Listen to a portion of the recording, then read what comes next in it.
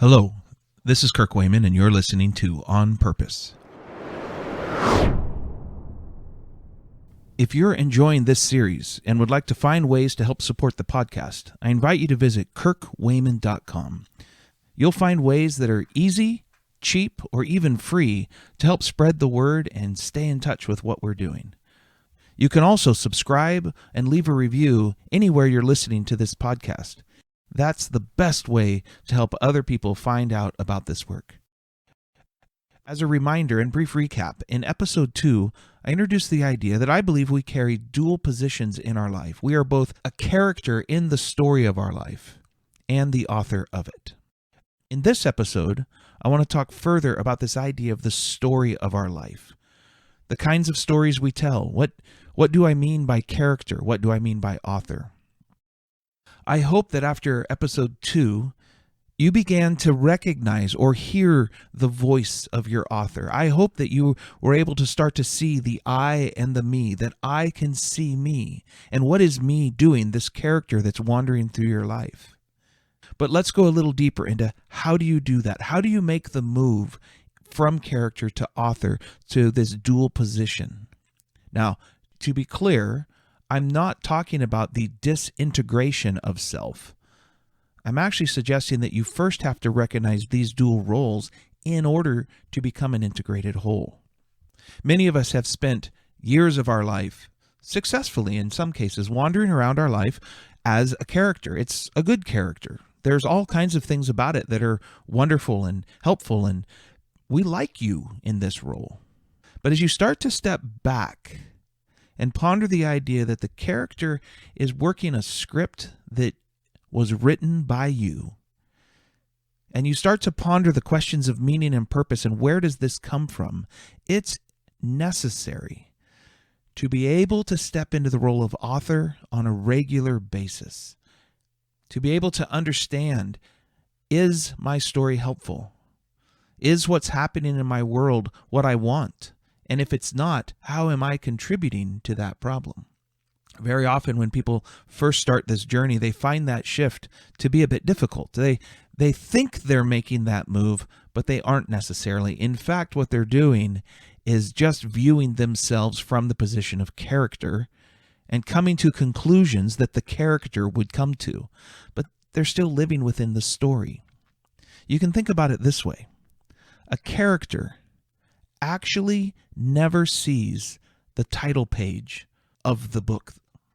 They're stuck inside the binding. Only an author can actually see the title page. Only an author can name the story. And that's a powerful position to take. Because you see, the things that name us have power over us. But the things we name, we have authority and responsibility for. Think about it. If you have kids, who named those kids? You did. We named the band. We named the business. We named the things that we birth and start and create and bring into this world. Oftentimes, it can be a really fun part. I remember sitting recently on the beach of Costa Rica with a client and very good friend, and he was contemplating starting a new business. In fact, he had started this business and it was time to name it. And for a couple days, we just played with name after name after name, looking at domain names and how would it sound in a brand? How would it sound as a brand or as a marketing message? And we played until finally something clicked. And within moments, we had a domain name and a competition had been launched for logos. And this thing started to emerge because he named it. The things that name us have power over us. The things we name, we have power and responsibility for. When we're stuck inside of a story, the story has named us. It's wrapped into our identity and we can't see ourselves outside of it. It becomes very difficult to think strategically or critically.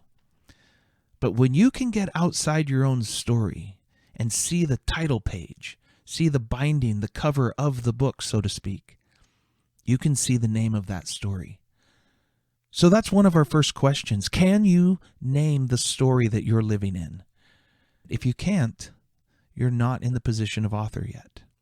And so how do you get there? And we call these noticing exercises. We want to be able to notice our character. And we call them noticing exercises because we are not being critical of our character. We're not judging our character. We're not deciding if the character has done something right or done something wrong. In fact, we are suspending conclusions and getting curious. Can you see yourself without judgment, without critique, without shame, without fear? Can you just see the story? If you can't change it. You see, when a character tries to change their story, it often starts with judgment that says, I should be doing this differently, and I'm going to try. But you see, that's a shame story. That's the character saying, I'm not good enough, and I'm going to try to change. But the character can't rewrite the story. It's kind of like how GPS works.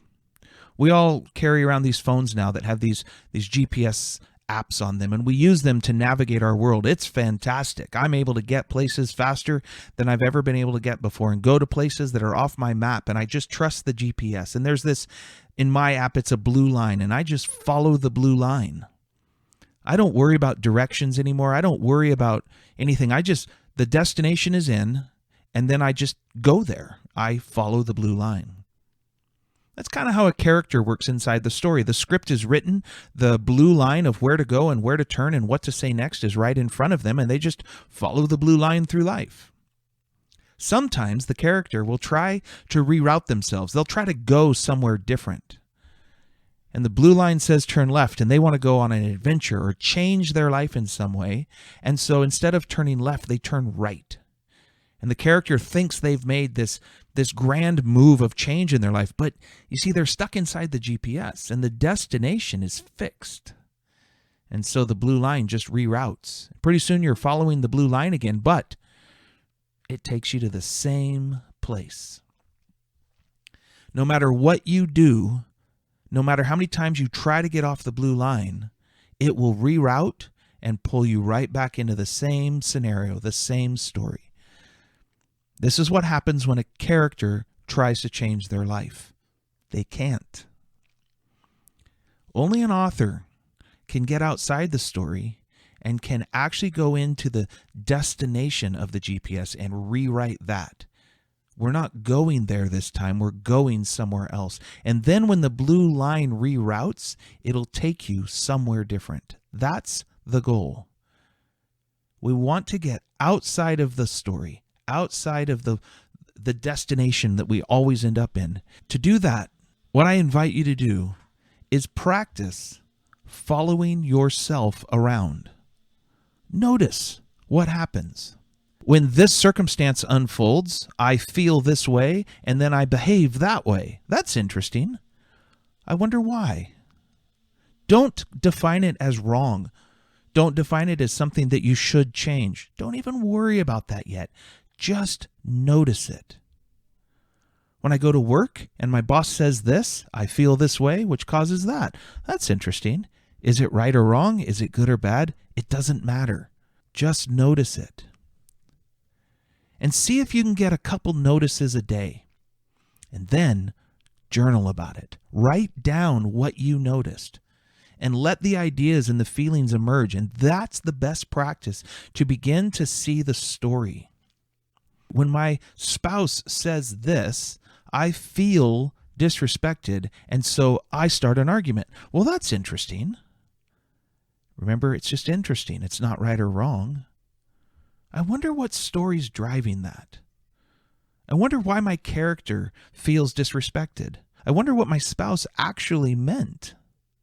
When I go to work and my boss says this, I feel elated. That's interesting. I wonder what story is driving that behavior. Without worrying about right or wrong or good or bad, you're able to be curious and get curious about the story and see if you can name it. Stories come in 3 forms, and my guess is you'll discover all 3 of these.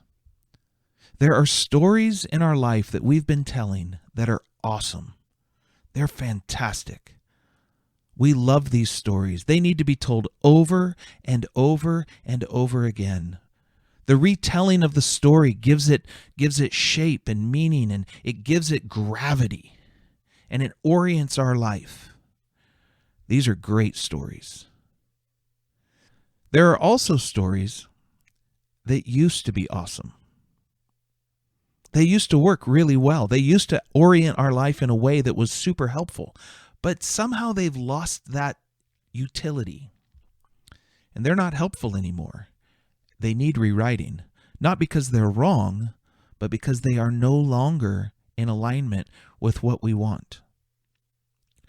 And then there are some stories that were never awesome. They were never helpful, but we tell them over and over and over. Those can be some of the hardest ones to find, and often they hide in our blind spots, and we have to do some real work to see them. In fact, we often need help. So there are stories that are awesome. There are stories that used to be, and there are stories that never were. I want you to imagine a couple that gets married, and they love each other, and they begin to tell a love story about their life, and that love story turns into a wedding. And a wedding is an event. It actually happens. It takes place. But if you think about it, a marriage has very few facts involved. The facts are there was a day when people gathered and words were spoken back and forth. Commitments were made. There's a document that sits in a courthouse, very likely, that declares these two people are now married. There's a box you can tick on an IRS form that has tax implications. There's a set of legal realities that are part of this thing we call marriage. But those are the facts. Mostly, marriage is a story that gets told over and over and changes and grows and develops over time. We know this because some people stop telling the story of being married. In the same way, the story of being single is a story that we tell. There's some facts involved in it, but being single is this narrative that you create. What does it mean to be single? And for many people, that's an awesome story. It's great. The life that you can live as a single person has a lot of benefits. But when a single person gets married, that story used to be awesome, but isn't particularly helpful in the new place they find themselves, being married. And if they keep telling the story of being single, it's actually not helpful at all. That's a story that used to be awesome. And then there's stories like, you'll never amount to anything. Maybe a parent told us this, or maybe a coach or teacher. And that story was sourced in their words originally, but we took it on and we started to use that as source material to write a narrative about ourselves that says you'll never amount to anything. And we start living into that story. And every time we try to become something, we remind ourselves, don't reach too far, you'll never amount to anything. And it conditions our journey. And that's a story that was never awesome. So as you take the journey out of character into author and begin to fill out these dual roles, you will begin to recognize that some of your stories are awesome and they need to be told over and over and over in order to build them into your life as deep as you possibly can. Some stories used to be awesome, but you actually need to change them. And some of the challenges and frustrations and lack of meaning and purpose in your life is the result of not owning that story and rewriting it.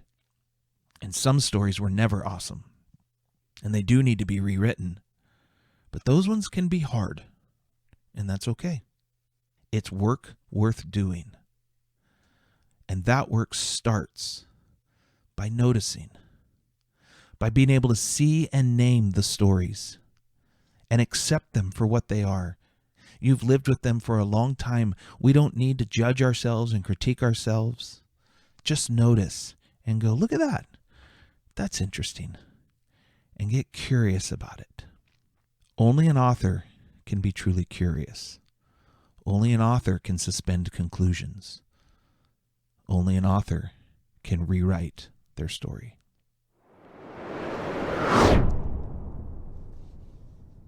If you'd like to reach out and get a hold of me, you can do that at kirkwayman.com.